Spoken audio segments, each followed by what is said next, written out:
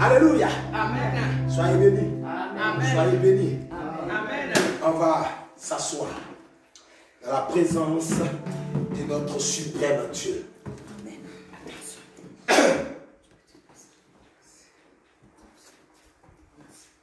Vérifiez si on a le volume, on a tout, pour qu'on puisse. On a tout. Soyez salués, très chers frères et sœurs en Christ.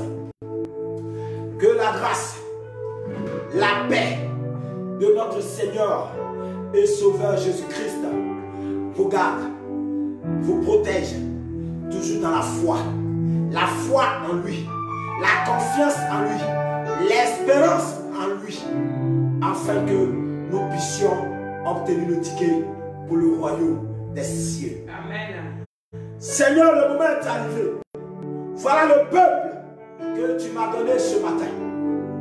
Tu me dis, va et annonce-leur ce que j'ai mis dans le cœur. Seigneur, je suis présent. J'ai répondu à ton appel. Me voici. Envoie-moi. Et tu m'as envoyé. L'heure est arrivée. L'heure est arrivée pour parler de toi. Seigneur, comment pourrais-je parler de toi si toi, tu n'es pas avec moi? Comment pourrais-je parler de toi si toi, tu n'es pas présent dans le bateau de la prédication?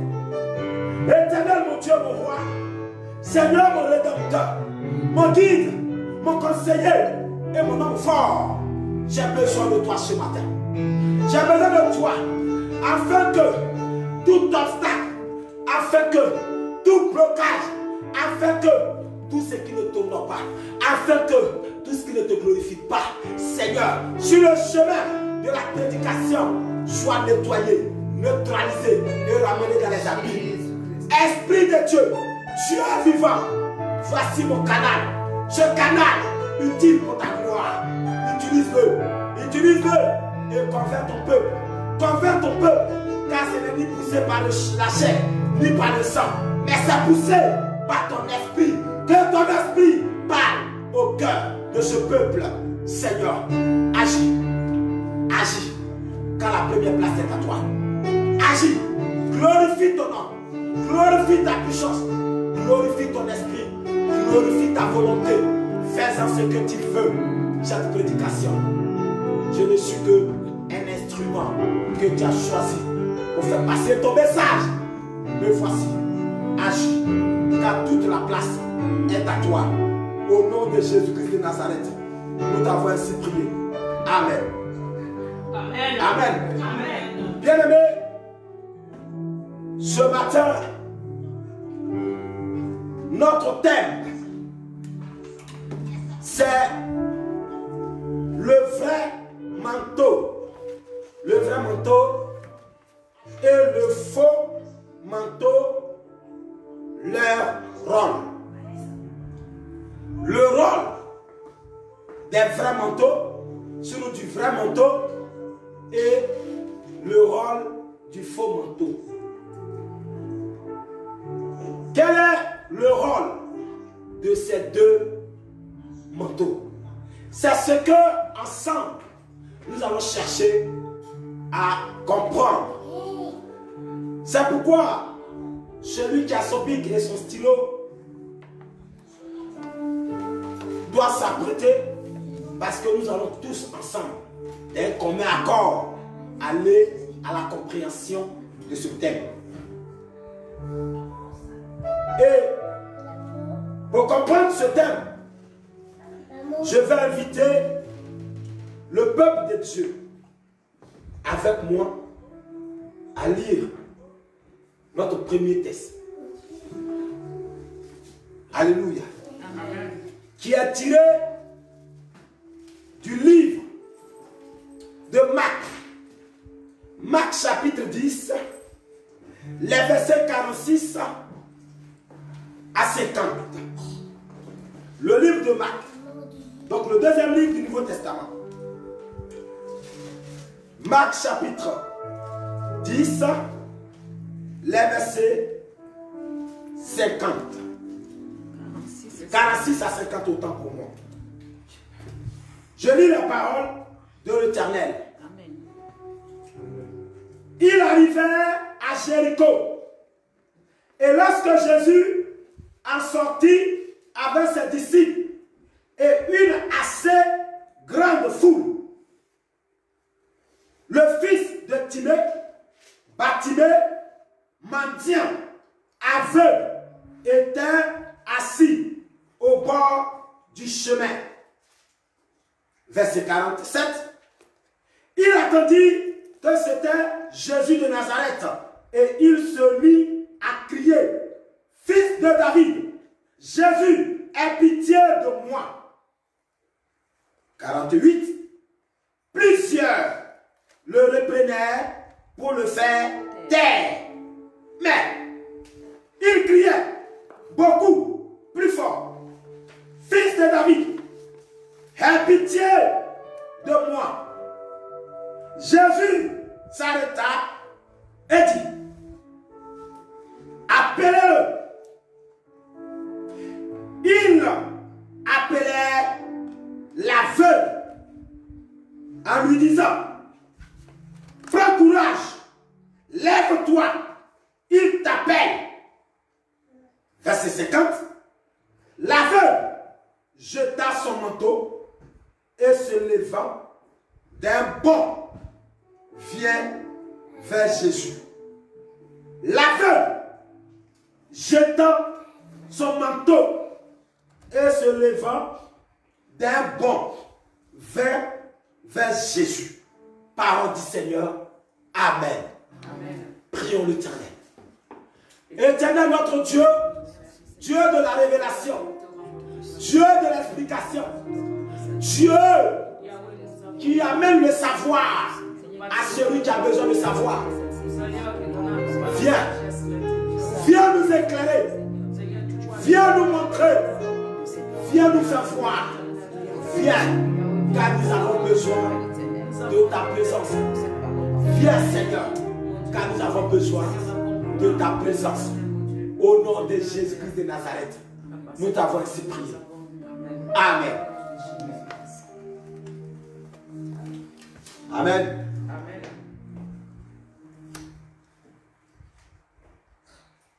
Verset 50.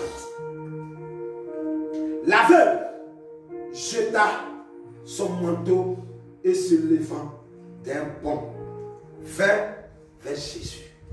Alléluia. Amen. Je l'ai dit que notre thème de ce matin, c'est le rôle. C'était quoi? Le rôle des vrais et des faux manteaux. Le vrai manteau et le faux manteau. Le faux manteau et leur rôle. C'est quoi un rôle? Hein? Nous allons travailler doucement et nous allons comprendre sûrement. Un rôle. Quand on entend un rôle, c'est quoi un rôle? Le rôle, c'est quoi? Comment on peut expliquer un rôle? Un rôle, c'est quoi, peuple de Dieu? Rapidement, quelqu'un qui sait ce que c'est qu'un rôle. Un rôle, c'est quoi? Il n'y a pas de francophones ici. On va parler en anglais. Un rôle, c'est une attribution. Un rôle, c'est une attribution. Oui. De quelque chose, en fait. De quelque chose. Oui. On peut dire aussi c'est une tâche. C'est une tâche. Voilà. Oui. Qui d'autre? Un rôle, un rôle. On est là pour travailler ce matin. C'est quoi un rôle? Une attribution, une tâche, un vous. Il a dit, qui dites-vous que je suis? Donc un vous, c'est quoi un rôle?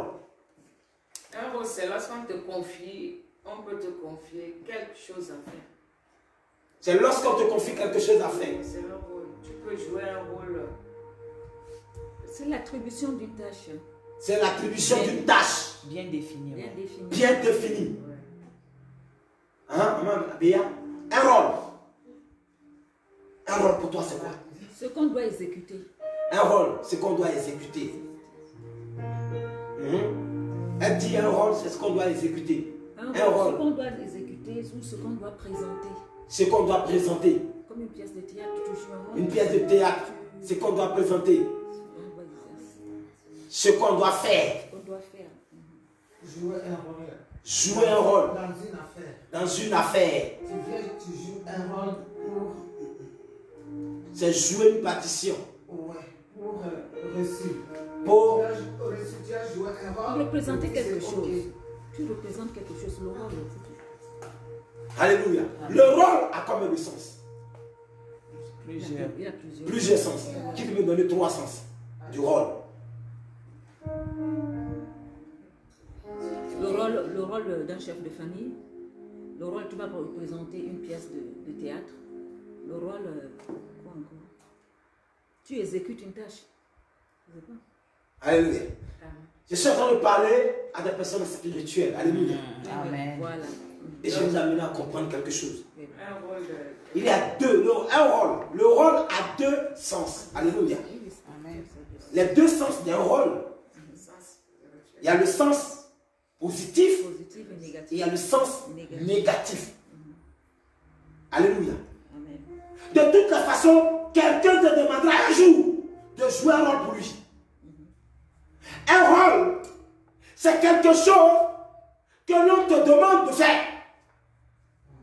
Alléluia. Tout à l'heure, l'homme de Dieu se est arrivé et vous avez vu que j'ai demandé qu'on fasse venir quoi?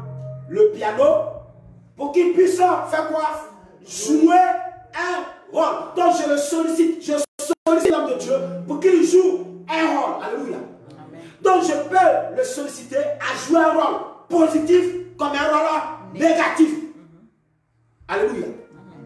C'est pourquoi il faut faire attention au rôle que nous jouons. Amen. C'est pourquoi le thème de ce matin est le vrai manteau et le faux manteau. Leur rôle. Alléluia. Parce que si nous ne comprenons pas le rôle de ces deux-là, nous pouvons mélanger les deux en pensant que les deux font un. Alléluia. Mais c'est quoi, bien aimé, un manteau? Un manteau, c'est quoi? Un revêtement se comporte. Oui, un peu fort. Un revêtement se comporte. Un revêtement. Un manteau, c'est justement, c'est dans le sens... Parlez un peu fort pour que ceux qui sont Un là, manteau, dans le sens spirituel, c'est quelque chose qu'on porte en soi. dans tous les sens. Vous pouvez parler dans tous les sens. Un Dans le sens manteau, c'est spirituel, un revêtement. Un revêtement. Un revêtement. Qui d'autre? Un manteau. C'est quoi un manteau? Les deux disent la même chose. Mais un manteau, c'est quoi? Quel est le sens spirituel ou dans le sens physique? Mais pour le moment, on parle d'abord sur le sens physique, si vous voulez, pour comprendre plus tard dans le sens spirituel. Un manteau, c'est quelque quoi? chose qu'on porte. C'est quelque chose qu'on porte. C'est quelque chose qu'on porte, un vêtement qu'on porte en soi. Le manteau, c'est... Disons, je peux expliquer. Quand, par exemple, quand il y a l'hiver, Oui. quand tu t'habilles, tu dois mettre sur toi un manteau. D'accord. Bien étant habillé, tu dois poser dessus un manteau pour que tu sois couvert du froid. Donc, vous êtes tous d'accord ce matin qu'un manteau est d'abord, avant tout, un vêtement. Amen. Alléluia. Amen. Avant on ne parle du rôle du manteau, il faut d'abord comprendre que le manteau est un revêtement. C'est comme ça, hein? Ouais. D'accord? Quelque chose pour se revêtir, quelque chose pour s'habiller. Alléluia. Donc, dans un premier temps, un manteau est un vêtement. Alléluia. Maintenant, quand on rentre dans le cadre de son rôle, on sait que le manteau a un rôle à jouer. Alléluia. Amen. Mais dans un premier temps, il faut comprendre que le manteau est un vêtement. Alléluia. Amen. Alors, le manteau, on peut le porter à quel moment ou à quelle période? Le manteau, on le porte en hiver. Le manteau, on le porte en hiver. Donc, elle dit que le manteau, on le porte en hiver. Est-ce qu'on est tous d'accord que le manteau se porte que en hiver? Oui, oui. Vous êtes tous d'accord? On est tous d'accord, hein? On n'a jamais vu des personnes en été, dans certains pays, dans le monde, porter des manteaux en été. Puisque le manteau, à la base, ça dépend de quel type de manteau. Oui. Parce qu'il y a plusieurs types de manteaux, Oui. plusieurs catégories de manteaux. Donc maintenant, ça dépend de quel type de manteau on porte. Parce qu'il y a des manteaux Oui. imperméables, Oui. il y a des manteaux en laine, Ah. il y a des manteaux en tissu, Oui. il y a des manteaux en plastique. Donc ça dépend de quel type de manteau on porte selon l'endroit, selon la saison. Amen, amen, Amen. amen. Ce qu'elle dit est très intéressant. Alléluia. Elle dit que le manteau, ça dépend de l'endroit. On peut porter le manteau à tout moment, mais ça dépend de l'emplacement. Alléluia. Amen. Ça peut aussi dépendre de la personne qui le porte. Alléluia. Alléluia. Amen. En été, il y a des personnes qui ont chaud. Mais en été, il y a des personnes qui ont froid. Qui ont froid, tout à fait. Ça dépend de la température de la personne. Alléluia. Ça, c'est un. Et la deuxième chose qu'il faut comprendre, c'est que le manteau, il y en a plusieurs manteaux. Alléluia. Vous avez plusieurs manteaux, plusieurs. Ça dépend de quel type de manteau que vous portez. Alléluia. Amen. Donc tout le monde est d'accord avec moi ce matin. Quand on donne un thème en disant que le vrai manteau et le faux manteau, leur rôle. Car manteau n'est pas forcément manteau. Ça dépend de quel genre de manteau que je porte. Amen. Ça dépend de quel type de manteau je porte. Alléluia. Mais bien aimé, vous avez bien cité, vous avez bien expliqué. Et c'est très intéressant tout ce que vous venez de dire. Amen. Le manteau. Le manteau, vous savez, dans le temps ancien, le manteau était un signe. Alléluia. Le manteau était un signe d'autorité. Le manteau était un signe d'autorité. Alléluia. Amen. De puissance. Amen. Amen. C'était un bien précieux. Le manteau était un bien très précieux. Alléluia. Lorsque une personne était revêtie d'un manteau, cette personne-là avait ce qu'on appelait l'autorité. Alléluia. Amen.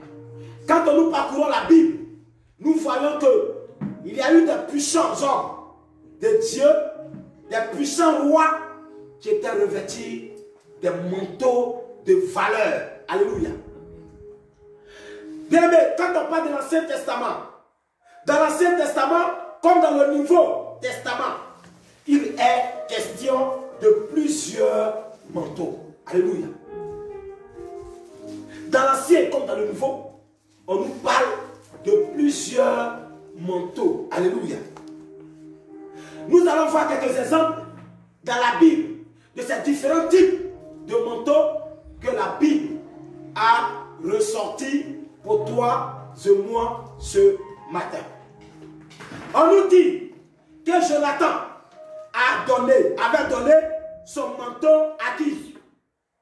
À qui Jonathan avait donné son manteau? Jonathan avait donné son manteau à David. Alléluia. Amen. Il avait prêté son manteau à David.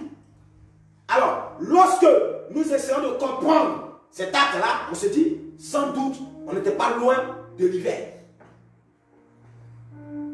Car effectivement, le manteau est fabriqué dans sa vérité à pouvoir protéger l'homme contre le froid. Amen.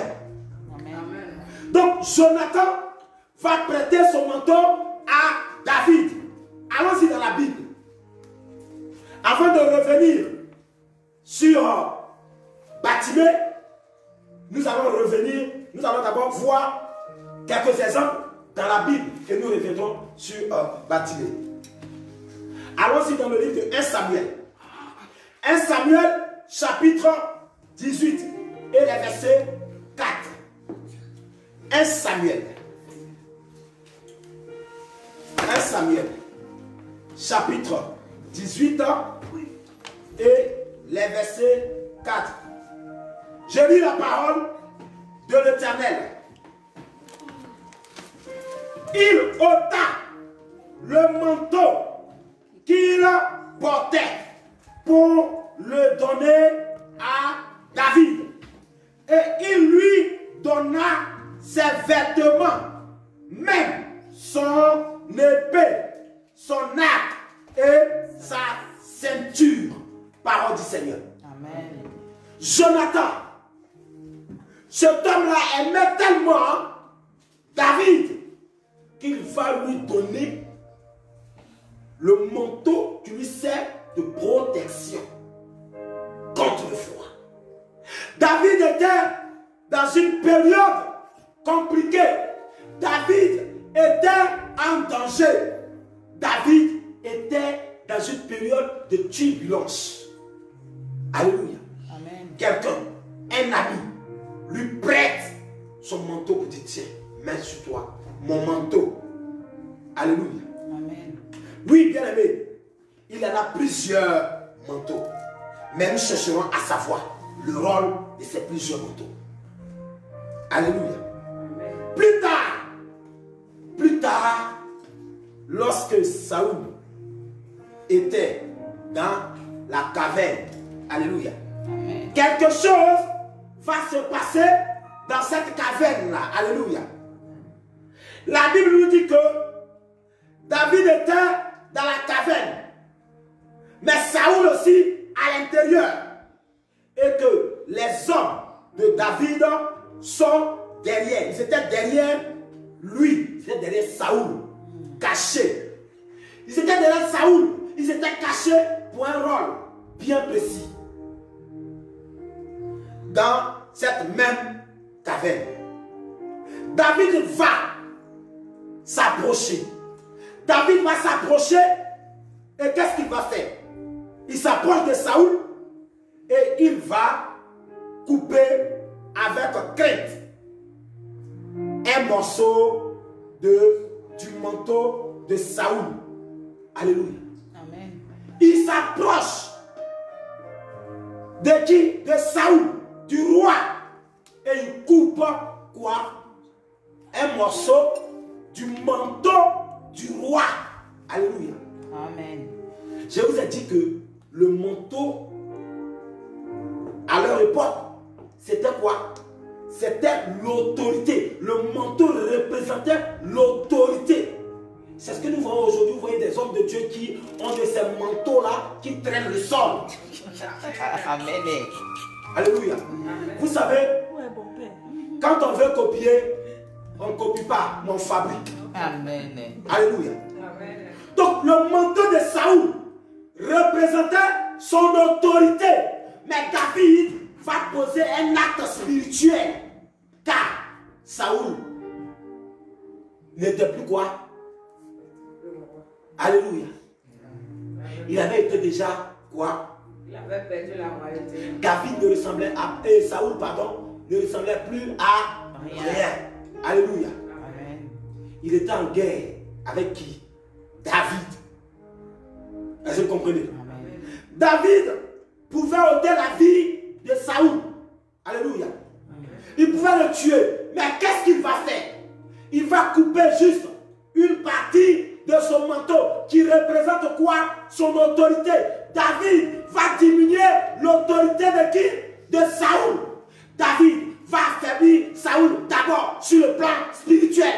Vous savez, quand vous êtes spirituel et que vous avez un combat à mener, vous ne regardez pas le combat dans le sens physique. Mais vous cherchez d'abord à paralyser la personne sur le plan spirituel. Une fois que la personne est atteinte sur le plan spirituel, sur le plan physique, ce n'est que des compléments.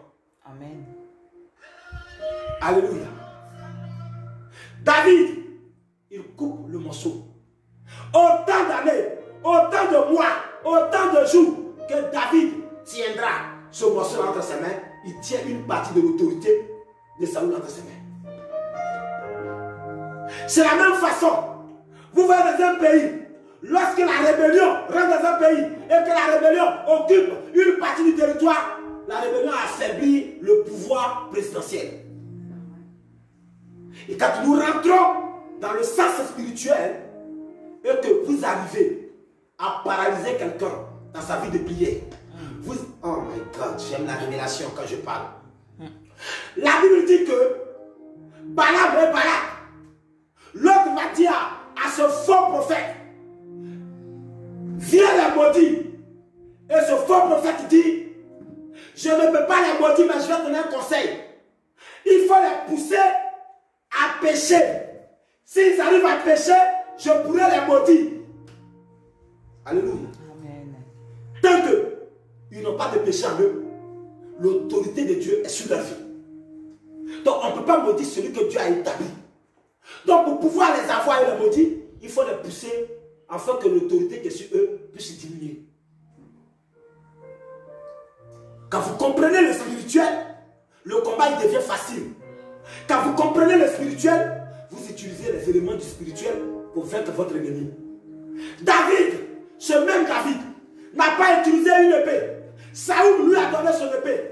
Saoul lui a donné son bouclier. Saoul lui a donné tout ce qu'il avait, son casque. Il lui a donné son soulier. Quand David a porté, il a essayé de marcher. Il dit, ce combat-là, il n'est pas physique. Si vous me donnez ça, Goliath va toujours... oui, Goliath va continuer à nous détruire. Je ne suis pas habitué à ces armes. Débarrassez-vous de moi, de ces objets charnels. Ce manteau-là, je n'en ai pas besoin. Il y a un autre manteau qui va jouer le travail. Amen. Tu viens contre moi avec ton faux manteau. Mais moi, je viens contre toi avec le vrai manteau qui est sur ma vie. Amen. Amen. Je donnerai ta chair aux oiseaux aujourd'hui. Je donnerai ta chair. Goliath, quelle que soit ta taille, tu vas tomber aujourd'hui. Car le manteau qui est sur moi est le vrai manteau. Le vrai manteau. Le vrai manteau a un rôle important. Amen. David, il coupe. Oui, avec crainte. Écoutez-moi bien. La Bible précise qu'il a coupé avec crainte le morceau du manteau de Saoul.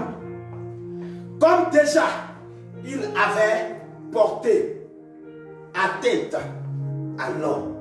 C'est-à-dire que du fait qu'il a coupé une partie de son manteau, c'est comme s'il a porté atteinte à sa vie. C'est comme s'il a touché la vie de Saoul. C'est comme s'il y a un vide dans la force de Saoul. C'est comme s'il y a quelque chose qui est... Oh my God. J'aime la révélation de Dieu. Dieu me dit de vous dire qu'il y avait une femme qui avait perdu du sang pendant 12 ans. Et que la femme a dit, si j'arrive, non, pas à toucher sa tête, pas à toucher son corps, mais si j'arrive à toucher le bord, le pan de quoi? De sa robe. Oh.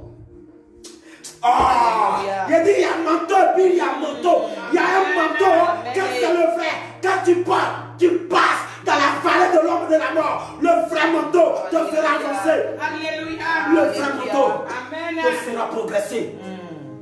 Quel est le manteau que tu portes? Question. Quel est le manteau que tu portes? David détient une partie de la vie de Saoul. Alléluia. Amen. Oui, ce morceau de manteau, c'est comme s'il tenait entre ses mains, un morceau de l'autorité de Saoul. Il avait une partie de l'autorité de qui? De Saoul. Alléluia. Amen. Bien-aimé, le manteau est aussi, donc je venais de vous dire tout à l'heure, que le manteau représentait l'autorité et la puissance, n'est-ce pas? Amen. Je vais aussi vous dire que le manteau est aussi une idée de protection. Le manteau est aussi une idée de protection. Alléluia. Amen. Tout à l'heure, on a essayé de parler à l'intro. Paul est dans une prison. L'apôtre Paul va se retrouver dans une prison. Dans quel pays? Paul se retrouve en prison à Rome. Alléluia. Et quand tu es prisonnier, des fois tu n'es pas dans les conditions. Alléluia. Parce que tu n'es pas libre. Et l'hiver approchait. Paul va se préparer pour l'hiver. Paul va écrire à Timothée. Qui était Timothée? Était le fils spirituel de Paul. C'est la même façon. Lorsque nous nous retrouvons en prison et qu'il y a quelque chose qui nous manque, nous faisons un courrier à nos parents pour leur dire le sac de riz est fini, le gaz est fini, ou mon argent de poche est fini. Essayez de m'alimenter sur je meurs. Alléluia. Amen. C'est ainsi que l'apôtre Paul se retrouvait en prison. En prison à Rome. Il va écrire dans la prison. Timothée. Il écrit ce livre, cette lettre, et il envoie à son fils spirituel pour lui dire de l'apporter quelque chose. Allons-y dans 2 Timothée pour vérifier si ce que Dieu me permet de vous dire ce matin est vérifié. 2 Timothée, chapitre 4, le verset 13. 2 Timothée, chapitre 4, et nous allons lire le verset 13.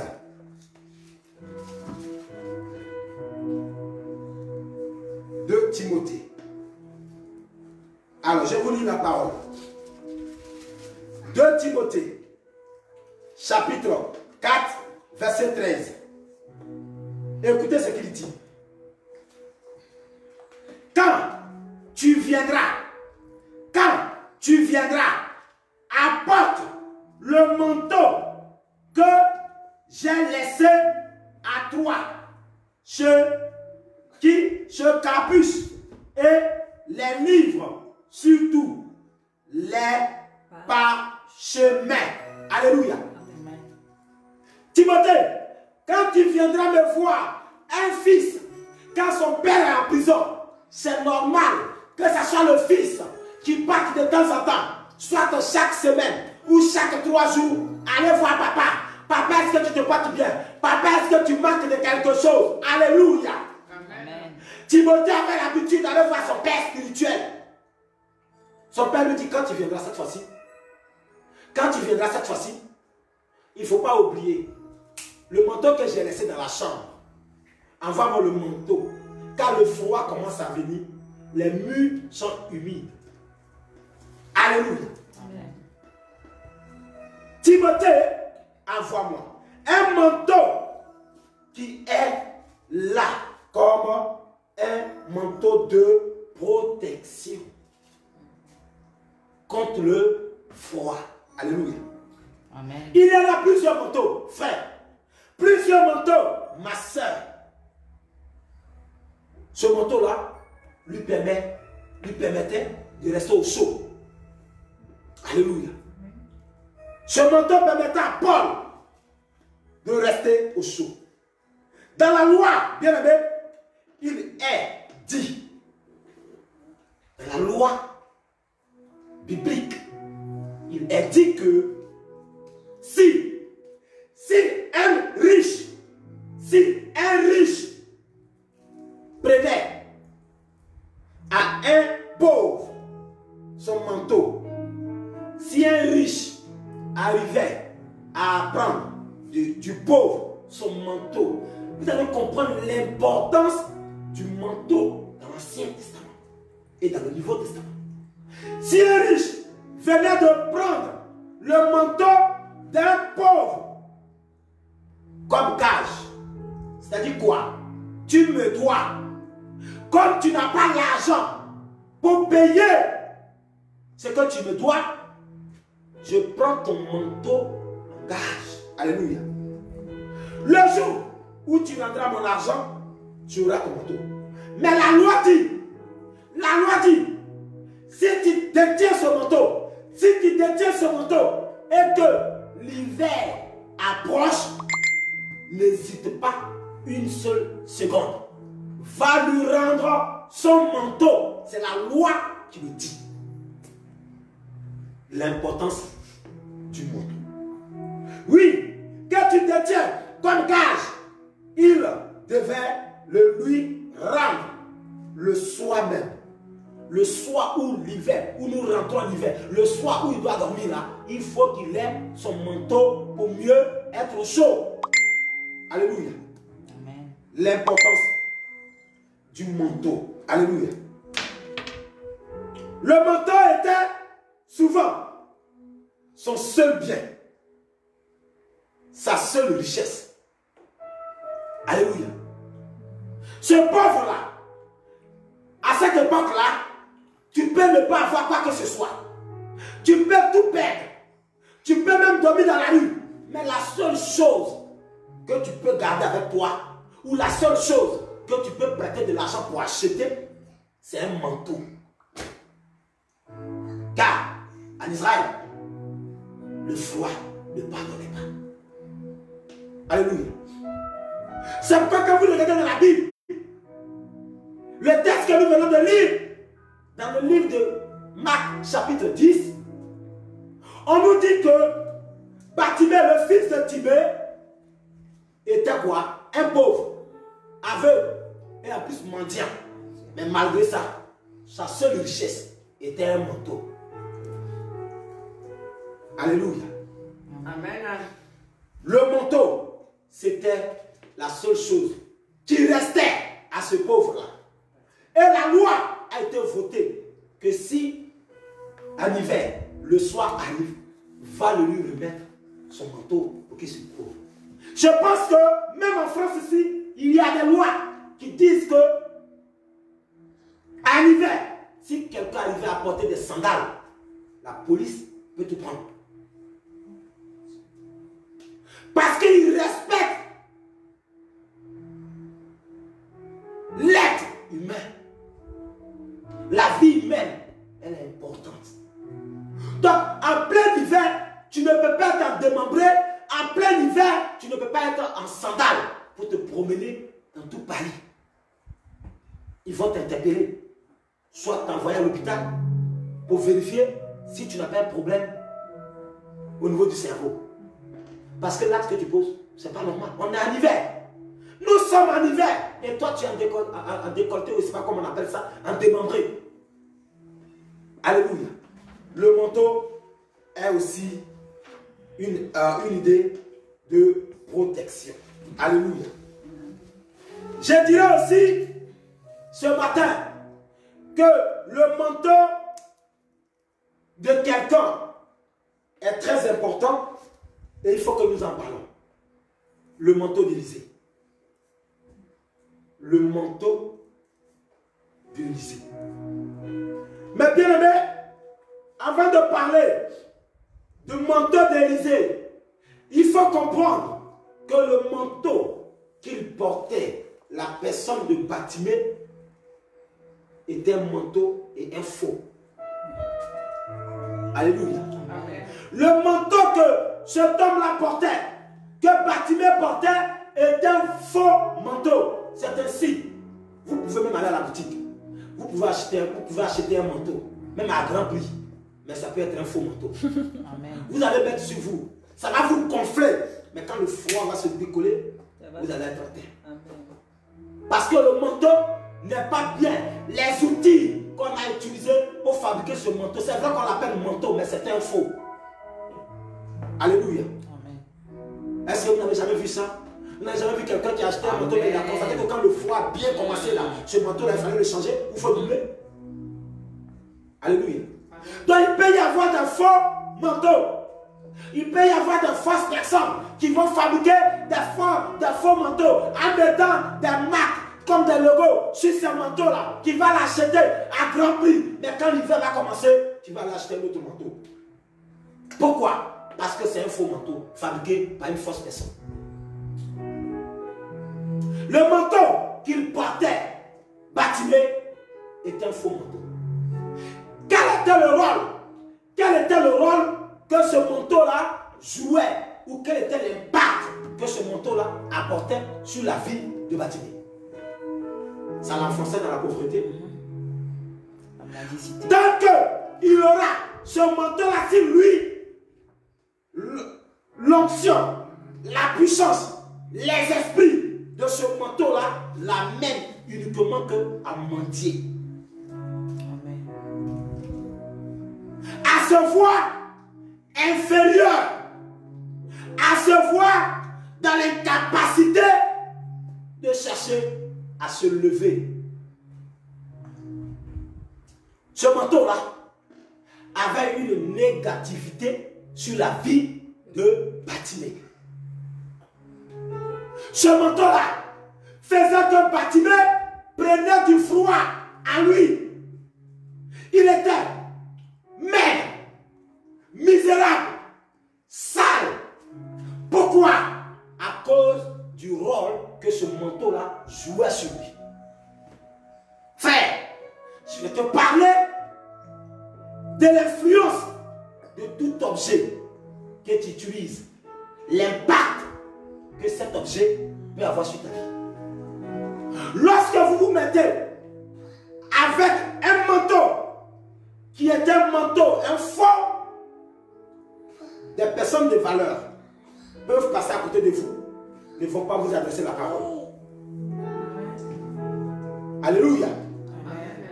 Des personnes de haut rang passeront avec leur cortège, mais ils ne vont pas vous voir. Jésus était passé avec le cortège. Il n'a pas vu Bartimée. Alléluia. Il est assis au bord, mais Jésus ne l'a pas vu parce qu'il était sombre, parce qu'il était dans l'obscurité à cause du manteau qui était sur lui. Alléluia. Le président de la République passe sur le boulevard. Le fou avec le vêtement qui est sur lui. Le président ne s'arrête pas. Quand même il fait le stop, le président ne s'arrête pas. Vous prenez une voie et dans votre véhicule, quelqu'un fait l'auto-stop. Mais quand vous regardez l'accoutrement de cette personne, vous dites non, son accoutrement dit tout. Si je m'arrête à cette heure-là, il se peut que cette personne m'agresse. Le manteau que tu portes va influencer ta vie. Amen. Le manteau que tu portes va faire que beaucoup de choses vont t'échapper. Pourquoi? Pourquoi? Parce que c'est un faux manteau. Tu ne t'en rends pas compte. Tu te dis que tu es trop beau dedans. Tu te dis que tu es trop élégant dedans. Tu te dis que ça va trop avec toi. Mais c'est en train de te retarder. Ce faux manteau est en train de te retarder. Son rôle, c'est de te retarder. Son rôle, c'est de t'isoler des grands rendez-vous. Vous avez un faux manteau sur vous. Quand vous arrivez à la soirée, on dit, monsieur, s'il vous plaît, ça c'est une soirée de classe. La tenue qui est sur vous ne vous permet pas d'entrer. Vous savez, dans l'Ancien Testament, pour aller au palais royal, il y a des tenues qui sont exigées. Tu t'habilles de façon picarée. de façon bizarre. Quand tu arrives, le protocole dit, monsieur, s'il vous plaît, nous sommes désolés. C'est pourquoi la Bible dit que lorsque les 5 folles et les 5 sages devraient aller rencontrer l'époux, parce que c'était un moment de fête, de mariage, à cette époque-là. Quand il y a mariage, l'époux organisait une fête et il faut avoir la tenue qui te permet d'entrer dans le cortège. C'est pourquoi les 5 folles, quand elles ont voulu entrer, le manteau qui était sur elles, Jésus dit, vous ne pouvez pas entrer, je ne vous ai jamais connu. Mais les 5 sages, avec le vrai manteau, elles sont rentrées dans le cortège pour aller voir si la fleur qu'ils vont jeter tombera sur elles. Est-ce que quelqu'un me reçoit ce matin? Amen. Amen. Le manteau que tu portes impactera ta vie, influencera ta vie. Alléluia. Amen. Donc, le manteau qui était sur cet homme appelé Bartimée, qui avait pour père Timée, était un faux manteau. C'est ce qui l'a mis longtemps dans la pauvreté, dans la mendicité. Vous pouvez sauver pendant une longue durée. Vous ne vous rendez pas compte, mais ça compte de votre tenue vestimentaire. Le monsieur veut t'épouser. Physiquement, tu as les yeux qu'il veut avoir. Mais au niveau vestimentaire, il est inquiet. Parce que ce qu'il devrait découvrir dans l'intimité de la chambre, il découvre ça au milieu de la route. Ce manteau-là va te retarder. La dame là, tu lui as demandé la main. Tu dis, mademoiselle, je te veux pour épouse. Mais quand elle te regarde, elle sait qu'elle craint Dieu. Elle sait qu'elle est issue d'une famille noble. Mais elle voit les tatouages partout, monsieur.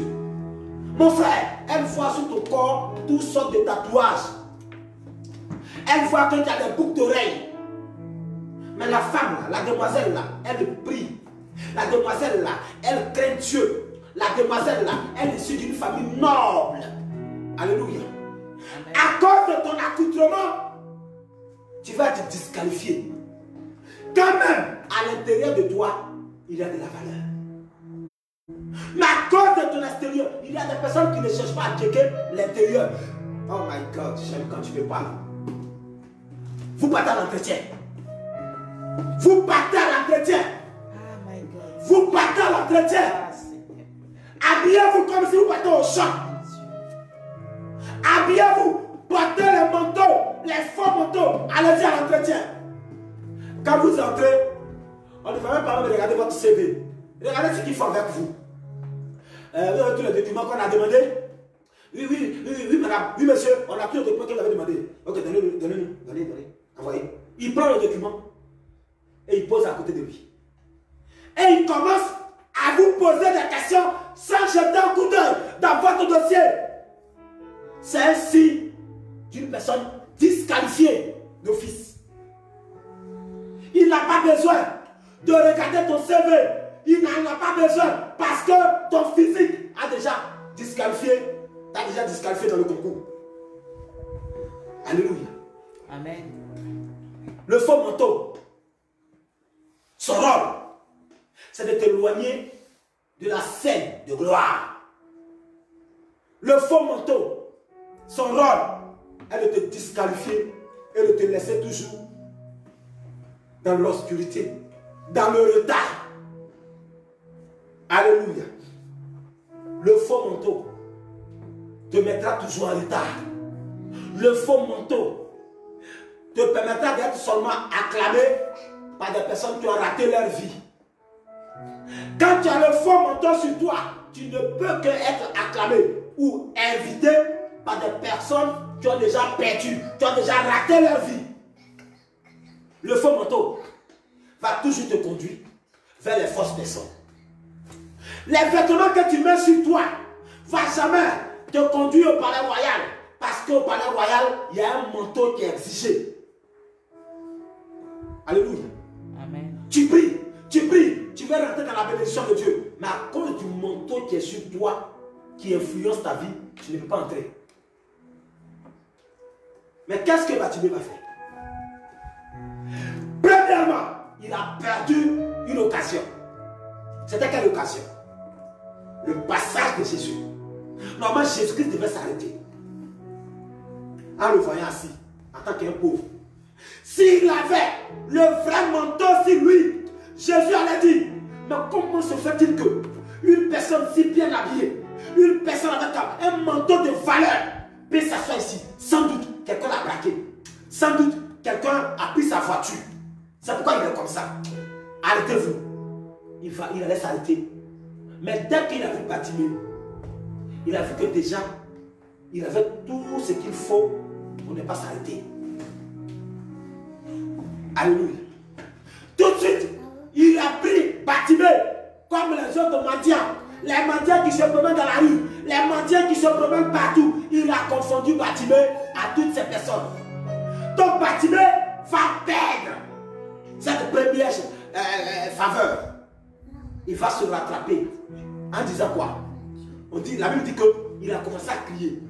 Et quand tu cries pour que le faux manteau puisse partir, il y a toujours les agents de ceux qui ont confessionné ce faux manteau-là pour t'empêcher à rester avec le faux manteau. Tous ceux qui ont confessionné ce faux manteau-là, ceux-là, ils sont à côté de toi parce qu'ils ont besoin de faire valoir leur marque. Alléluia. Je dis, ceux qui ont confessionné ce faux manteau-là, ils sont toujours autour de toi. Ils t'ont à l'œil parce qu'ils veulent que tu fasses la publicité de leur marque. Donc, Bartimée, il commence à crier. Jésus, s'il te plaît, je ne suis pas comme ça. Ne me laisse pas. Aie pitié. Et les gens qui ont créé leur marque vont dire, tais-toi. Si tu jettes ce manteau-là, mais qui va faire la pub? Qui va faire la valeur de notre manteau, de notre marque? Tais-toi. La Bible dit que ce monsieur-là a assez souffert. Il dit non, laissez-moi. Il criait encore puissamment et plus fort.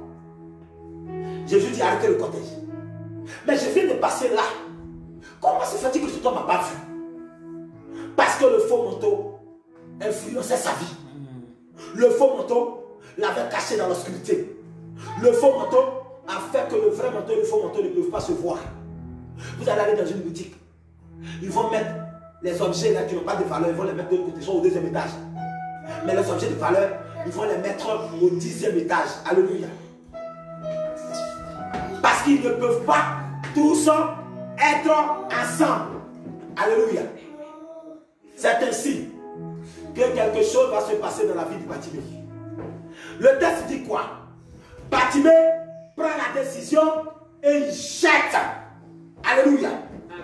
Bartimée décide de prendre le faux manteau et le jeter. Alléluia. Amen. Au verset 50, nous l'avons lu tout à l'heure. Bartimée prend le faux manteau et puis jette son manteau. Et il se lève d'un bond. Alléluia.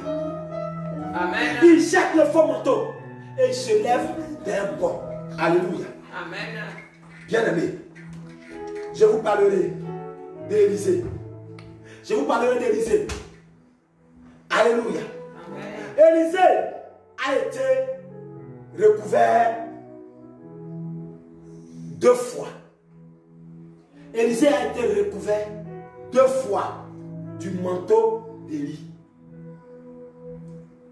À 2 reprises, il a été recouvert. Il a été vêtu du manteau d'Élie, son père spirituel. La première fois où Élisée va être revêtu par le manteau d'Élie. Et pardon, Élisée va être revêtu du manteau d'Élie. Il a reçu ce manteau, c'était à un moment très important. Alléluia. Amen. Un moment très important de la vie d'Élie, mais aussi de la vie de Élisée, son fils spirituel. Alléluia. Amen. La Bible dit que la première fois qu'Élisée a reçu ce manteau, c'était au moment de son appel. Alléluia. Amen. Je l'ai toujours dit aux gens que un chrétien, il tombe 2 fois. Un chrétien, il tombe 2 fois dans sa vie de chrétien.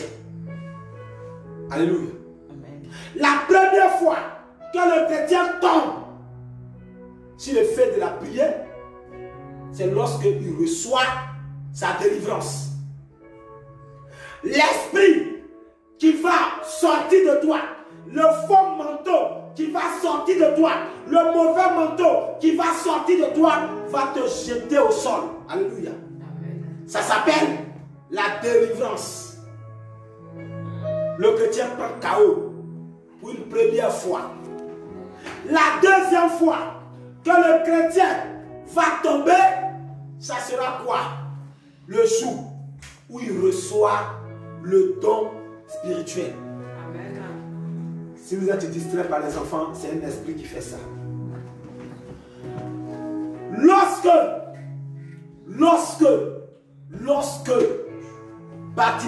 Élisée, reçoit pour la première fois le manteau, c'était l'heure de son appel. C'est pourquoi je vous ai toujours chanté, un chrétien, un vrai, il tombe 2 fois dans sa vie avec Dieu. Première fois, tu tombes parce que c'est ta délivrance. Tu es délivré. La deuxième fois que tu vas tomber, ça sera la réception de la mission. Le don spirituel. Tu reçois le don spirituel. Tu reçois la puissance de Dieu. Et comme avant, tu étais vide, et que tu reçois une puissance, c'est normal que la puissance te projette au sol. Mais quand tu te lèves, tu ne dois plus tomber.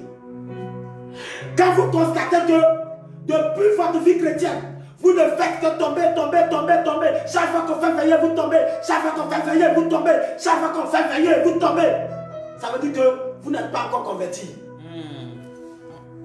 Ces gens de chrétiens, je les récupère, je leur dis, frère, ma soeur, tu n'es pas encore converti. Le démon, il est encore là. Alléluia. Amen. Un vrai chrétien. Moi, je suis tombé 2 fois. Alléluia. 2 fois. La première fois que je suis tombé, c'était en 2009. Et j'étais en 2009. 99.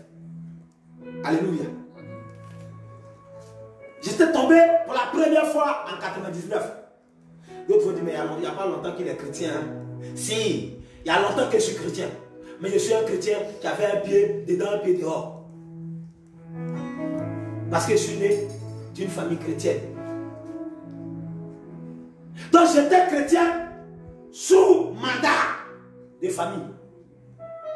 Beaucoup étaient chrétiens ou beaucoup sont encore chrétiens sous mandat famille. Ça veut dire que ma famille est chrétienne, je suis chrétien. J'étais comme ça. Mais quand Dieu a commencé à faire des choses, des véritables choses, c'était en 99. Et c'est un jeune de ma génération qui me fait traîner dans la boue, qui salit mon vêtement, qui met la honte sur moi, qui dit des choses qui sont vraies. Je pleure, je me lève, humilié, mais heureux à l'intérieur. Amen. C'était ma première fois de prendre défaite devant Dieu. La deuxième fois où je tombais, je recevais mon appel et la mission. Alléluia. Amen. Bien aimé. Mais cela n'a pas mis beaucoup d'années pour que je reçoive le dernier appel. Cela a mis seulement que 2 ans. Parce que la première fois que je suis tombé à 99, la chose est sortie. La Bible dit que lorsque l'esprit mauvais sort d'une personne, il va par de l'aride. Et puis après il revient. Si la maison qu'il habitait avant est balayée, ornée, et qu'il n'y a personne qui l'habite, il s'en va chercher 7 autres démons plus puissants que lui. Il vient pour ruiner ta vie.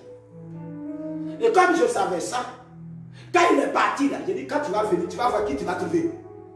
Amen. Donc il est parti, effectivement, fidèle à son travail. Un matin, il venait. Quand il est arrivé, il attend fire. 2 fois, fire, 3 fois, il prend, il tombe, il dit, lui là, je ne peux plus m'approcher de lui.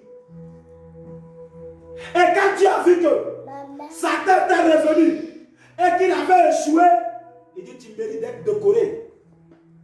Il m'a dit, tu mérites d'être décoré. Dieu n'a pas besoin de nombre d'années, mais Dieu a besoin de ta sincérité pour te donner le vrai manteau.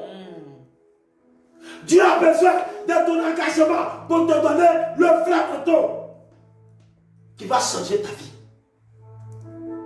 Je suis issu d'une famille.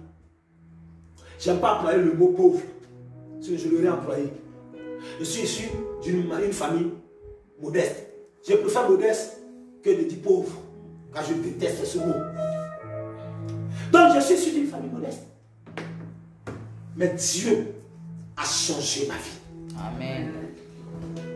En me donnant ce manteau-là, il a changé ma destinée. Car il y a une destinée que ta famille te donne quand tu mets. Et puis il y a la destinée de Dieu quand il t'appelle. Alléluia. Amen. Donc la première fois, c'était son appel. Il est dit dans le livre de 1 Corinthiens, 1 roi, que nous allons vérifier. 1 roi chapitre 19, verset 19 à 21. Allons-y tous. Dans 1 roi. Excusez-moi si ma voix est un peu bizarre. Je sors d'une veillée vendredi.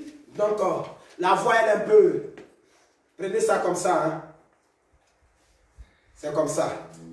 Alors, 1 roi chapitre 19, verset 19 à 21. Je vous lis la parole de Dieu. 1 roi 19, verset 19 jusqu'au verset 21. Il dit ceci. 1 roi chapitre 19. Voilà, je suis à la bonne page. Verset 19 jusqu'à 21. Élie partit de là et il trouva Élisée, fils de Shaphat, qui labourait. Je voulais m'arrêter là. Donc Élie là, Élisée là, Dieu avec tout ce qu'il faisait là, il travaillait au champ. Regardez. Il a le même diplôme que ma maman. Amen. Mais c'est bizarre. Non mais en vrai, je ne savais pas qu'il était un laboureur. Il travaillait le champ. Un cultivateur. Même diplôme avec ma mère. Mais ma mère ne livrait pas onction. Comment ça se fait? Maman, Élisée avait le même diplôme que toi. Il arrivait à guérir le malade. Maman, tu étais où? Tu as fait quoi? Cette même question que je pose à ma mère est posée à toi aussi.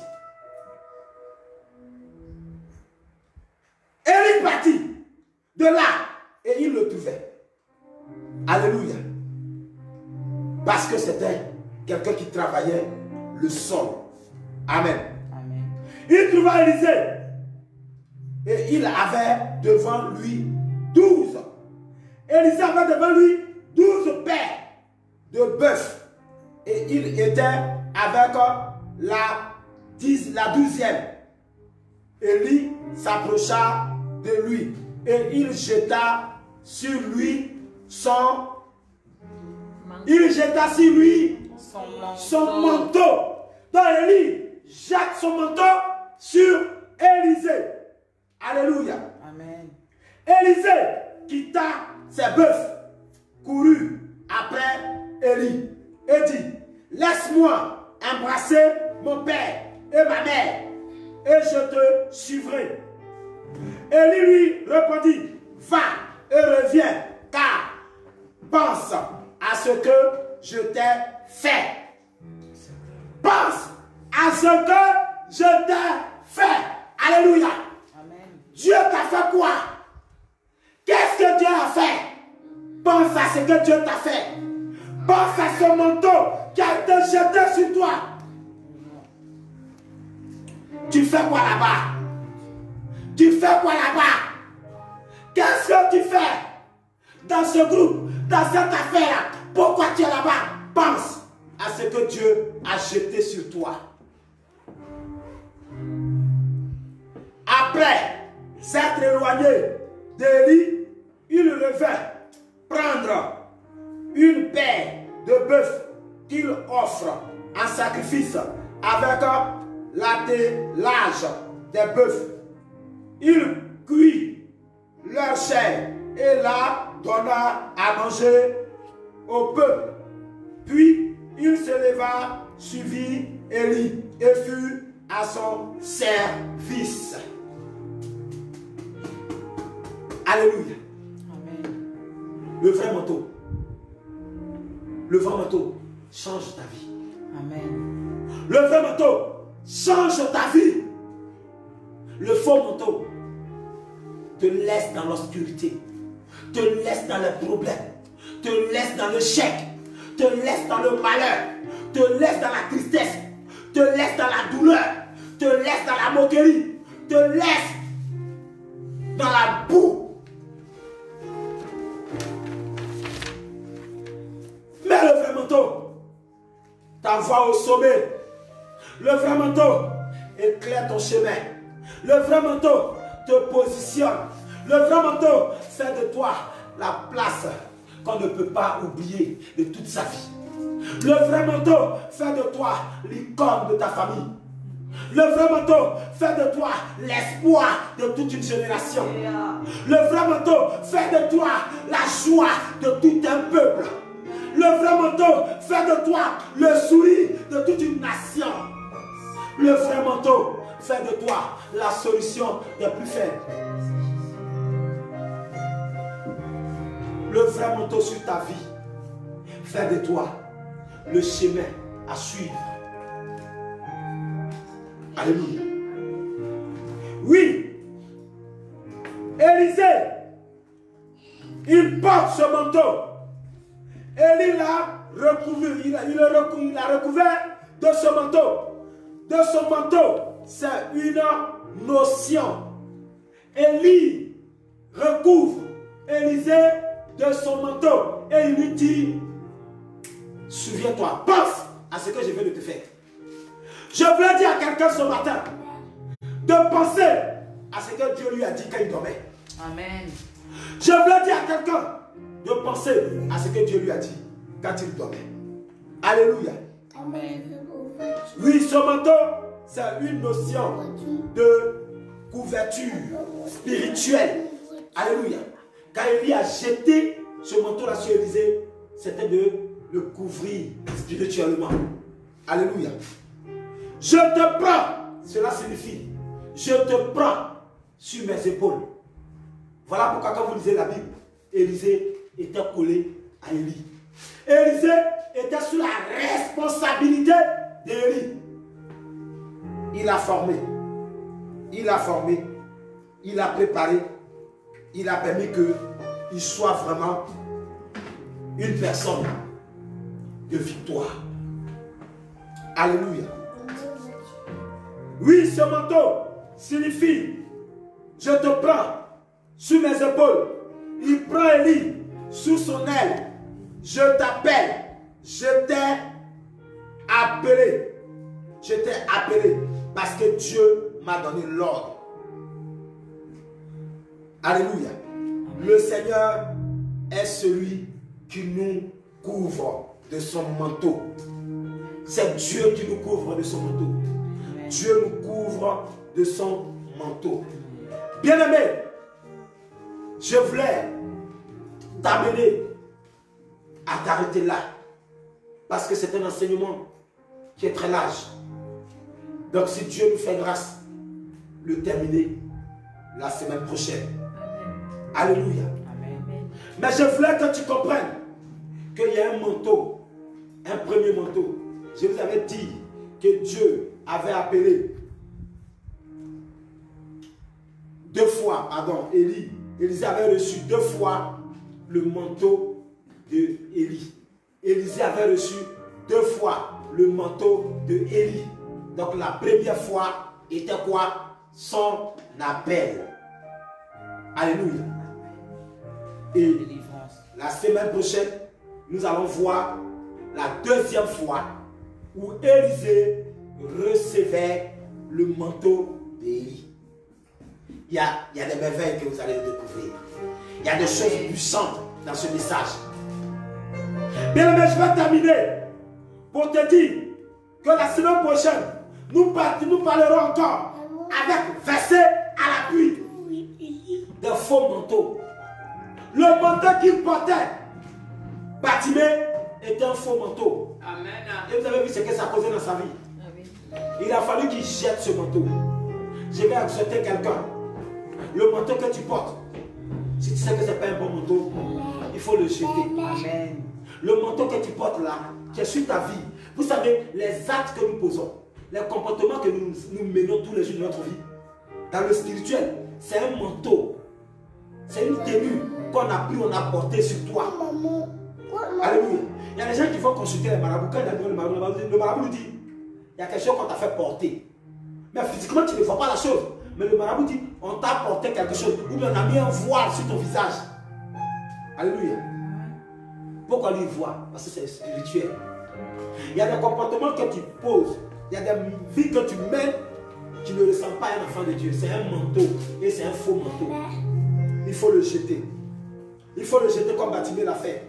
Et Dieu va te sauver. Amen. Il va te donner le vrai manteau. Amen. La semaine prochaine, bien aimé, nous allons parler de la suite. Et vous allez voir les secrets de la paix. Vous allez voir les merveilles du vrai manteau. Alléluia. Amen. Que Dieu vous bénisse. Tu vas prier le Seigneur ton Dieu pour cette parole que tu viens d'entendre. Tu vas prier pour que l'Esprit de Dieu puisse t'éclairer. Que l'Esprit de Dieu puisse t'aider à savoir faire la différence entre le faux manteau et le vrai manteau. Et que si le manteau qui est sur ta vie, à travers le comportement que tu mènes, ce n'est pas le vrai manteau, il faut le jeter. Il faut le jeter comme Bartimée l'a fait. Il faut le jeter et Dieu t'aidera à avoir le vrai manteau. Le faux manteau, c'est aussi le comportement. Les comportements qui ne sont pas de Dieu. Les actes qui ne sont pas de Dieu. On est à l'église, mais on a des faux manteaux. Et la semaine prochaine, je vais vous montrer les doubles manteaux que nous portons. C'est-à-dire qu'il y a des manteaux, une partie est du côté de Dieu, et puis l'autre partie est du côté du diable. Et on confessionne ça. Et puis on vous présente comme si c'est le vrai manteau. Vous portez. J'aime la révélation. Vous savez, des personnes vont payer des faux manteaux et puis prennent les logos des vraies marques et puis collent dessus. Donc ça veut dire qu'il y a le vrai et le faux qui sont mélangés. Et je vais vous faire voir ça la semaine prochaine. Amen. Tu vas prier. Tu vas prier pour que Dieu t'aide. Que cette parole que tu as entendue, tu sois vraiment engagé dans le vrai manteau et à jeter le faux. Prie le Seigneur. C'est le propre temps de prier.